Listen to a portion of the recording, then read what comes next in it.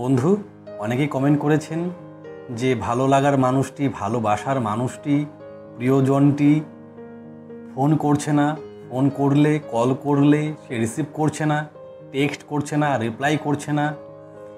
মানে এই কমেন্টেতে comment section ভরে গেছে। তো এর উপর আমি ভিডিও তৈরি করেছি। আজও এই বিষয়ে একটি ভিডিও তৈরি করতে যাচ্ছি। তো ভিডিও তৈরি করার আগে আমার কিছু কথা আমি বলতে যাচ্ছি। আপনাদের জন্য আমি ফেসবুক পেজ তৈরি করেছি এবং বলেছি যার যে সমস্যা, যেগুলো বলতে পারছেন না কমেন্ট সেকশনে, তারা অবশ্যই মেসেঞ্জারে নক করবেন। ভালো কথা, আপনারা নক করছেন, কিন্তু আপনাদের মধ্যে অনেকে আছে একই কথা একবারে না বলে বারবার বলছে। এমন অনেক ব্যক্তি আছে আমাকে বলছে, দাদা আমার বয়ফ্রেন্ডকে, আমার গার্লফ্রেন্ডকে ফিরিয়ে দিন আমার কাছে। সে আজকে আমাকে ফোন করেছিল, আমাকে এই কথা বলেছে, গতকালকে মেসেজ করেছিল, টেক্সট করেছিল, এই কথা বলেছে। দাদা দিদি প্লিজ এগুলো করবেন না, তাহলে কিন্তু মেসেঞ্জারের প্রতি আমার কোনো অ্যাট্রাকশন থাকবে না। মনেই হবে না যে আমি খুলে দেখি আমার কোন বন্ধু কি SMS করেছে বা কি মেসেজ করেছে, তখন আর মন চাইবে না। তাই কাজের কথা, যারা কমেন্ট সেকশনে কমেন্ট করতে পারছেন না ইউটিউবে, তাদের জন্যই শুধুমাত্র ফেসবুক মেসেঞ্জার। তারা মেসেঞ্জারে নক করবেন, আর একই কথা একবারই বলবেন। আপনার বয়ফ্রেন্ড বা আপনার গার্লফ্রেন্ড আপনাকে কল করে কি বলেছিল সেটা বলার কোনো প্রয়োজন নেই। আর একটা কথা বলে রাখি, আমি কিন্তু কোনো মন্ত্রসিদ্ধ পুরুষ নই যে আমি মন্ত্র ফুঁক দিয়ে আপনাদের প্রিয়জনকে আপনাদের কাছে পাঠিয়ে দেব। আমি সাইকোলজিক্যাল বিষয় নিয়ে আলোচনা করি, বাস্তব বিষয় নিয়ে আলোচনা করি, যা দেখেছি সেগুলো নিয়ে আলোচনা করি। আর যে ভুলগুলো করলে আপনার প্রিয়জন আপনার থেকে দূরে চলে যাবে, সেই ভুলগুলো করতে না করি। আর কি কি করলে আপনার প্রিয়জন আপনাকে ভালোবাসবে বা কী কী করলে আপনার মূল্যবান সময় নষ্ট হবে না, সেই বিষয়গুলো নিয়ে আলোচনা করি। কারো যদি কোনো তাড়াহুড়ো থাকে, এই ভিডিও স্কিপ করতে পারেন বা আমার চ্যানেলকে আনসাবস্ক্রাইব করতে পারেন, কোনো অসুবিধা নেই। যার প্রয়োজন সে দেখবে, যার প্রয়োজন বিষয়গুলো কাজে লাগবে এবং সাকসেসও হবে। আর যাদের থট হলো যে আজকেই তাদের প্রিয়জনকে লাগবে, আজকে এই ভিডিও দেখলো, ভিডিও দেখার পরেই যেন প্রিয়জন তার কাছে চলে আসে, যদি এরকম আপনাদের মাইন্ডসেট থাকে, তাহলে বলছি আপনাদের দশা, আপনাদের জীবন আরও খারাপ হতে চলেছে। কারণ আপনাদের এই কারণেই, আপনাদের এই তাড়াহুড়োর কারণেই কিন্তু আপনাদের প্রিয়জন আপনাদের প্রতি বিতৃষ্ণা হয়ে গেছে। আমি বারবার বলছি এই বিষয়গুলো একটু সময় সাপেক্ষ, সময় লাগবে। তাই ধৈর্য ধরুন, নিজের মনকে শান্ত করুন, এখনও সময় আছে। তা না হলে কিন্তু পরবর্তী আপনার সম্পূর্ণ জীবনটা পস্তাতে হতে পারে। তো বন্ধু, আমি রঘুনাথ ভৌমিক। আজকের যে ভিডিওটি সেটি হলো আপনাদের কমেন্টের উপর নির্ভর করেই যে প্রিয়জন কেন ফোন করে না। আজকের ভিডিওটি যদি বুঝতে পারেন, আপনার প্রিয়জন আপনাকে ফোন করবে, কল করবে, SMS করবে বারবার, যদি বিষয়গুলোকে বুঝতে পারেন। দেখুন বন্ধু, এই কথাটা আমি বারবার বলি। 1 নম্বর, যদি আপনার প্রিয়জন আপনাকে ফোন না করে, কল না করে, SMS না করে, তাহলে কিন্তু আপনার এনার্জির উপর একটা বিশাল বড় প্রভাব পড়বে। আর এই প্রভাবের ফলে আপনার দৈনন্দিন জীবনের যে কাজ, সেই কাজে ব্যাঘাত ঘটবে। আর আপনি আপনার জীবনের গুরুত্বপূর্ণ মূল্যবান সময়কে ধীরে ধীরে নষ্ট করবেন নিজের অজান্তেই। তাই যদি আপনার ভুলের কারণে আপনার প্রিয়জন আপনাকে কল, SMS না করে থাকে, তাহলে তার কাছে আপনি ভুল স্বীকার করুন, তাকে সরি বলুন, 2 একবার এই কাজটি করুন। তারপর যদি সে না মানে, তাহলে আপনিও তাকে কল, SMS করা বন্ধ করে দিন। এই যে আপনি কল, SMS করা বন্ধ করলেন, এটিই হবে সবচেয়ে বড় উপায়, যার কারণে সে আপনাকে ফোন করতে বাধ্য হবে। কারণ বর্তমান সময়ে একজন পার্টনারকে খুঁজে পাওয়া কিন্তু খুব চাপের বিষয়। আজ থেকে 20 বছর 30 বছর আগেও কিন্তু পার্টনার মান অভিমান করত, প্রিয়জন মান অভিমান করত, কিন্তু চিঠির মাধ্যমে সব ঠিক হয়ে যেত। তখন তো আর ফোন ছিল না এত, কারণ তখন চিঠি পাঠাতে সময় লাগতো 1 দিন 2 দিন।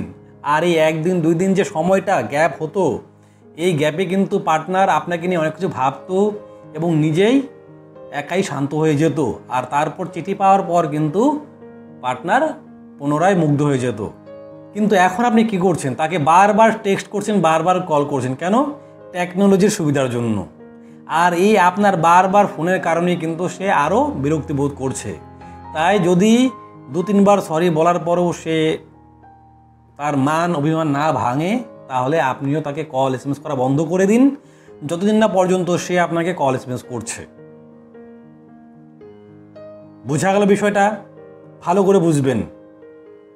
2 নম্বর, যেহেতু আপনার পার্টনার, আপনার প্রিয়জন, আপনার ভালোবাসার মানুষ, আপনি তাকে ভালো করে চেনেন, তার নখ থেকে চুল পর্যন্ত চেনেন, আপনি তার প্রকৃতি সম্বন্ধে আপনি জানেন, তার সমস্ত কিছুই আপনি জানেন, মানে তার কথায় বলে না যে তার আপনি রক্ত পর্যন্ত চেনেন।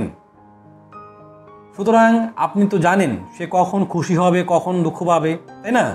আপনি কি করবেন, যেহেতু আপনার ভুলের কারণে সে আপনাকে আর কল এসএমএস করছে না, আপনি কি করবেন, তার পছন্দ অনুযায়ী বা তার এমন সিচুয়েশনে একটা সারপ্রাইজ দেবেন যে সিচুয়েশনে সে খুব খুশি হয়ে যাবে। কারণ আপনার জানা আছে সে কখন ফ্রি থাকে, কখন খুশি থাকে, কখন দুঃখে থাকে।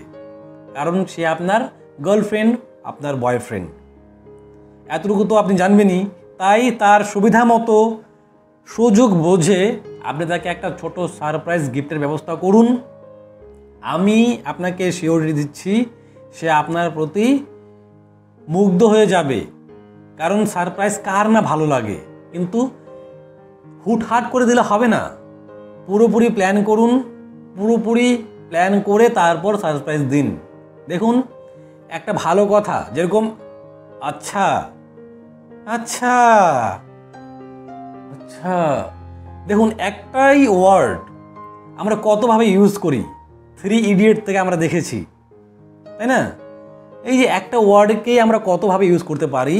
তো এরকমই সারপ্রাইজ শুধু দিলেই হবে না, সুবিধা মতো সিচুয়েশন বুঝে তারপর দিতে হবে। দেখবেন সে অবশ্যই আপনার প্রতি মুগ্ধ হবেই, কিন্তু ডিপেন্ড করবে আপনার উপর, আপনি কিভাবে করবেন। আমি শুধু আপনাকে রাস্তা বলে দিতে পারি, আমি তো আপনার সারপ্রাইজ নিয়ে তার কাছে যেতে পারি না যে ওই ভাইটি বা ওই বোনটি সারপ্রাইজ পাঠিয়েছে, আমি দিতে তো পারবো না। তাই এটা আপনাকেই করতে হবে। 3 নম্বর, এবার ফোন যদি সে ইচ্ছে করে না করে বা আপনার প্রতি সে বিষাদগ্রস্ত হয়ে যায়, বিতৃষ্ণা হয়ে যায়, বা আপনাকে তার এখন আর ভালো লাগছে না, বিরক্তির কারণ হয়ে গেছেন আপনি, যদি এরকম হয় মানে তার কারণে সে আপনাকে কল করছে না, তাহলে এখানে কিন্তু আপনাকে একটি কাজ করতে হবে, সেটা আপনার অন্তর থেকে করতে হবে, শুধু দেখালে হবে না। আপনাকে নিজেকে ব্যস্ত রাখতে হবে আর নিজেকে হ্যাপি রাখতে হবে। নিজেকে দেখেন, নিজেকে যদি ব্যস্ত রাখতে পারেন, আপনার আগে যে হারে তাকে মনে পড়তো সে হারে কিন্তু তাকে মনে পড়বে না। আর যত বেশি মনে পড়বে তত বেশি কিন্তু, আমি বললাম একটু আগে, যে আপনার এনার্জিতে প্রভাব পড়বে। আর এনার্জিতে প্রভাব পড়লে কিন্তু আপনি কাজ ঠিকঠাক করতে পারবেন না, আপনার সমস্যা হবে। এমনকি আপনার পরবর্তী জীবন নির্বাহ করতেও সমস্যা হবে, কারণ কাজ না করতে পারলে কিন্তু ইনকাম হবে না, মাথায় রাখবেন। এবার দেখুন, যদি নিজেকে ব্যস্ত রাখেন তাহলে কিন্তু আপনি তাকে নিয়ে বেশি ফোন দিয়ে আটতে পারবেন না। আর ফোন দিয়ে আটতে না পারলেই কিন্তু আপনার জীবনটা অনেক সহজ সরল হয়ে যাবে। আর নিজেকে যে হ্যাপি রাখবেন সেটাকে ভিতর থেকে রাখতে হবে। যেহেতু আপনি প্রেম করতে পারছেন, তার মানে আপনি কাজের সাথে যুক্ত আছেন। কারণ প্রেম তো যারা করে তারা তো বড়ই হয়ে যায়, কারণ বাচ্চারা তো আর প্রেম করে না, সম্পর্কে আসে না। কারণ সম্পর্কে আসা মানে একজনের দায়িত্ব আর একজনের নেওয়া, আর দায়িত্ব নেওয়া মানে বড় হয়ে যাওয়া। সুতরাং আপনি কাজ করতে পারছেন, আপনার কাছে অর্থও আছে।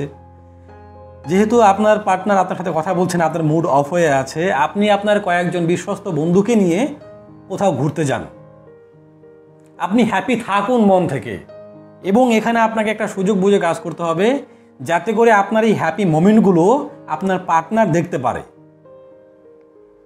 আপনি ভিতর থেকে হ্যাপি, কিন্তু এটা আপনি আবার শো করছেন তাকে।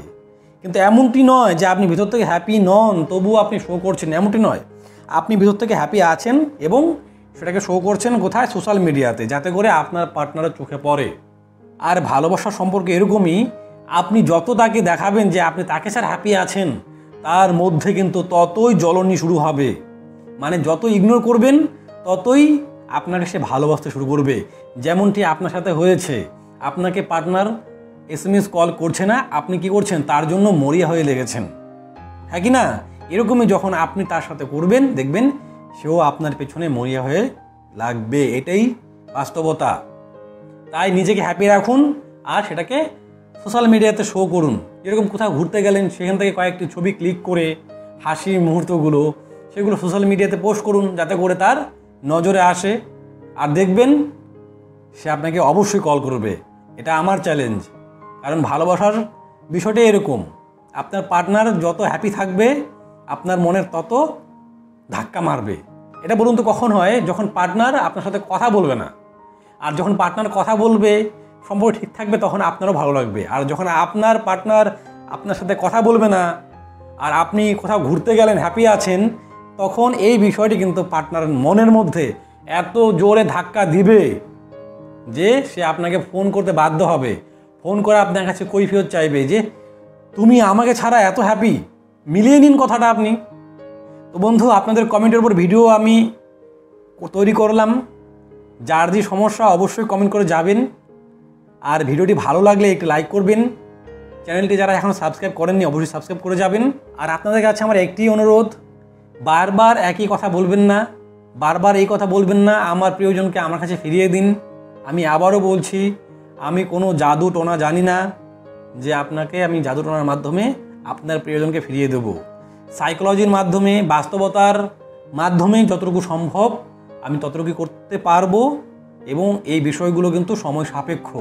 কারণ পার্টনারের চোখে কিন্তু আপনি এখন সম্মানিত ব্যক্তি নন, আপনার ইমেজ নষ্ট হয়ে গেছে। সেই ইমেজকে একদিনে তৈরি করা সম্ভব নয়। তাই আগে নিজেকে ঠিক করতে হবে। নিজেকে ঠিক করার মাধ্যমে কিন্তু পার্টনারকে পুনরায় আপনার কাছে নিয়ে আসতে পারবেন। তো বন্ধু, আজ এই পর্যন্তই। দেখা হচ্ছে পরবর্তী ভিডিওতে। নিজের খেয়াল রাখবেন, নিজের পরিবারের খেয়াল রাখবেন। ধন্যবাদ।